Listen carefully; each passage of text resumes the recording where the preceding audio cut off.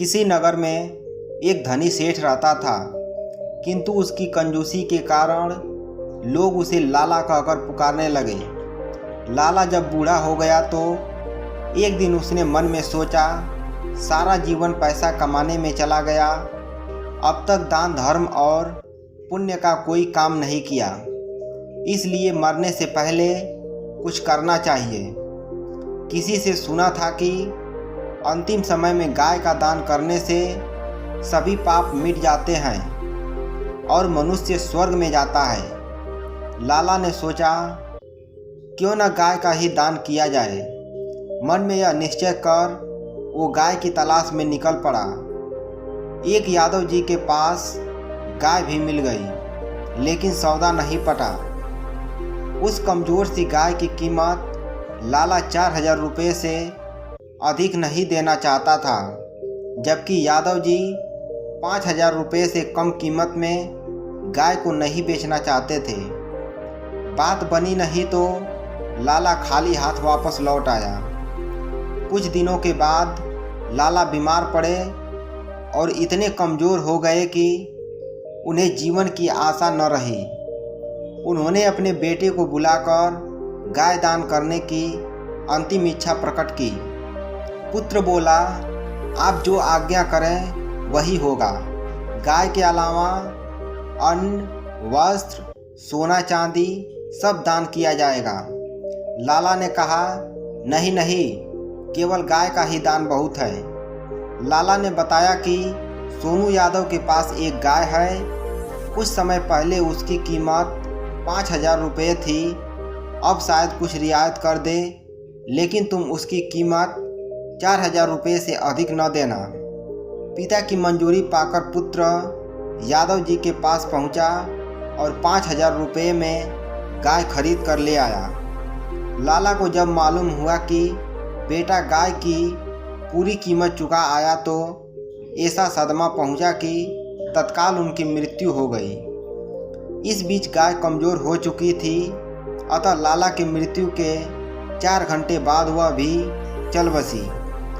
मरने के बाद लाला की आत्मा को यमराज के पास पहुंचाया गया और उनके पाप पुण्य का लेखा जोखा करने के बाद यमराज बोले, लाला आपने अपने जीवन में पुण्य का कोई काम नहीं किया। मरते समय एक गाय का दान किया है, वह भी 4 घंटे बाद मर गई है, इसलिए आपको 4 घंटे का स्वर्ग मिलेगा और बाकी समय नरक में बिताना पड़ेगा। लाला बोले, कोई बात नहीं, मुझे 4 घंटे के लिए स्वर्ग मिला है तो लूँगा, पहले स्वर्ग भेज दो, शेष समय मैं नरक में बिता लूँगा। यमराज बोले, पहले 1000 वर्ष नरक में जाना होगा, उसके बाद आपको स्वर्ग भेजा जाएगा। लाला अड़ गए, बोले, मैं पहले स्वर्ग जाना चाहता हूँ। यमराज ने डांटते हुए कहा, स्वर्ग पहले नहीं, पहले नरक की हवा खाओ, यही हमारा नियम है।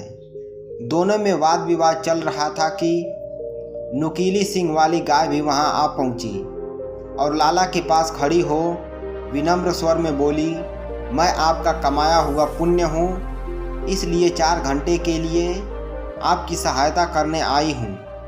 आप आज्ञा दें कि मैं आपकी क्या सेवा कर सकती हूँ। गाय को अपना सहायक पाकर लाला को साहस मिली।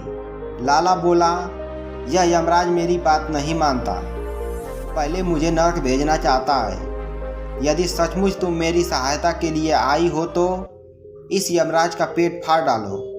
यह सुनते ही गाय अपने नुकीली सींग उठाकर यमराज की ओर दौड़ी। यमराज अपना आसन छोड़ भाग खड़ा हुए और त्राही त्राही करता हुआ ब्रह्मा के पास जा पहुँचे। यमराज को भयभीत हुए देख ब्रह्मा जी मन ही मन शंकित हुए। यमराज ने अपने भय का कारण उन्हें बताए और अपनी रक्षा के लिए हाथ फैला दिए। इस बीच गाय के साथ लाला भी ब्रह्मा जी के सम्मुख उपस्थित हो गए। ब्रह्मा जी ने बड़े शांत भाव से लाला को समझाया कि हमारे नियम के अनुसार पहले आपको नरक में ही जाना होगा। प्राणी के पापों का प्रायश्चित जब हो जाता है तब वह स्वर्ग का अधिकारी बन जाता है। इसलिए पहले नर्क में जाइए। लाला अपनी बात पर अड़ा था। बोला, यह नहीं होगा, मैं पहले स्वर्ग भोगना चाहता हूँ। ब्रह्मा जी ने क्रोध में आकर डांट दिए, तुम्हारे लिए हम अपने नियमों का उल्लंघन नहीं कर सकते। जीवन में तुमने थोड़ा सा पुण्य किया है और 4 घंटे के लिए स्वर्ग की प्राप्ति कर सकते हो, जबकि हमारे पास ऐसे जीवों की कमी नहीं है जो जीवन भर पुण्य कमाते रहें। उन्हें भी पहले नर्क में भेजा जाता है, बाद में स्वर्ग की प्राप्ति होती है। इसलिए पहले नर्क जाओ।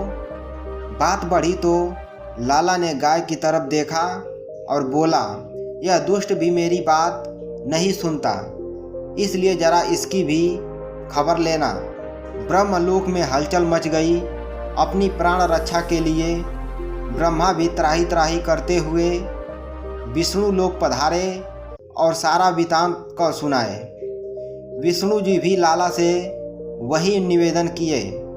बोले, यह संभव नहीं हो सकता।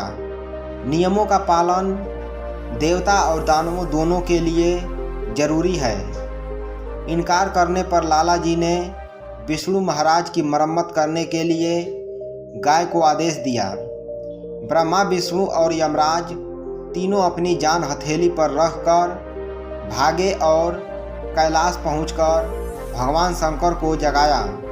अचानक इन लोगों के आने का कारण जानकर भगवान शंकर को दुख हुआ। उन्होंने भी लाला को वह निर्णय दिया जो यमराज, ब्रह्मा और विष्णु दे चुके थे। इसी बीच 4 घंटा गाय का समय समाप्त हो गया। वह वापस लौट गई। अब लाला असहाय हो गए। उन्हें भगवान शंकर के अंतिम निर्णय को स्वीकार करना पड़ा। लाला बहुत चतुर बुद्धि का था। नर्क में जाने के पहले तीनों देवताओं के आगे हाथ जोड़े खड़े हुए और अपनी दृढ़ता के लिए क्षमा याचना करते हुए बोला, यमराज, आप तीनों देवता महान हैं। अपनी पुण्य प्रताप आँखों से मैंने आप लोगों के प्रत्यक्ष दर्शन प्राप्त कर लिए। जो दर्शन बड़े बड़े ऋषि मुनि, संत, साधु और भक्तों को कठिन तपस्या के बाद मिलते हैं, वह मैं आसानी से कर पाया हूँ। कहते हैं कि आपके दर्शन से पापी मनुष्य भी पुण्य का भागी बन जाता है और उसके दुख, दरिद्र, रोग, शोक सभी नष्ट हो जाते हैं। अगर यह बात सच है तो आपके दर्शन करने के बाद अब मेरे कौन से पाप बच गए हैं जिनके कारण मुझे नर्क जाना जरूरी है। यह सुनकर देवताओं ने आपस में विचार किया। लाला ठीक कह रहा है। यदि अब भी इन्हें नर्क भेजा जाता है तो हमारे दर्शनों का कोई मूल्य नहीं रहेगा। सोचकर बोले, तुम ठीक कहते हो। हमारे दर्शनों से तुम्हारा पाप खत्म हो गए हैं। अब तुम नर्क के अधिकारी नहीं।